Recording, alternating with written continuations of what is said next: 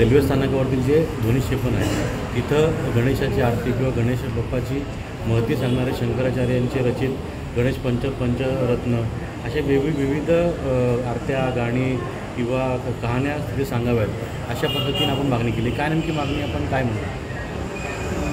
गणेशोत्सव हा महाराष्ट्रातील सर्वात मोठा धार्मिक सण आहे आणि या काळामध्ये आनंदाचं उत्साहाचं आणि मंगलमय वातावरण असतं। मी विनंती केलेली आहे की हे भक्तिमय वातावरण निर्माण व्हावं।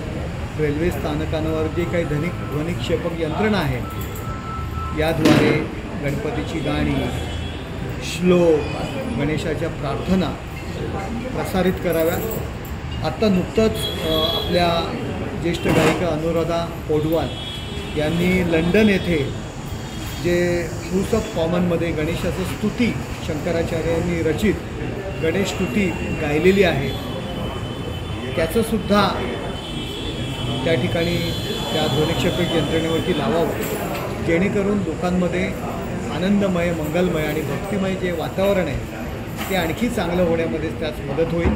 मी त्या तशा पद्धतीचं पत्र दिलेलं आहे। यावर काही मंत्रालयाकडून रिप्लाय आलेला आहे का? पॉझिटिव्ह रिप्लाय आपलं असं वाटतं? हो, यावरती रिप्लाय येईल आणि याच्यावरती कार्यवाहीसुद्धा होईल असं मला आशा आहे। टीका केलेली आहे की ज्यांना भारत कळत नाही, ज्यांना भारताची रचना त्याची कल्पना नसलेली लोक यावर बोलतात, यावर न बोललेलं बरं।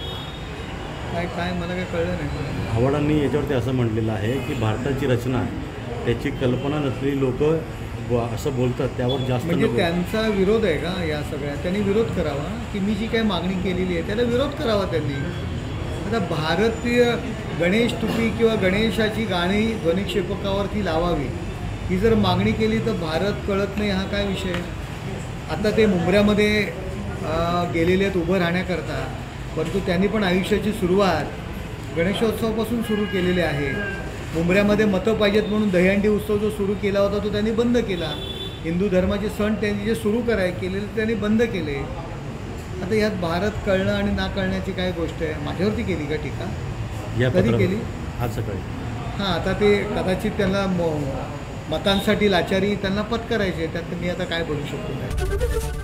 एबीपी माझा, उघडा डोळे बघा नीट।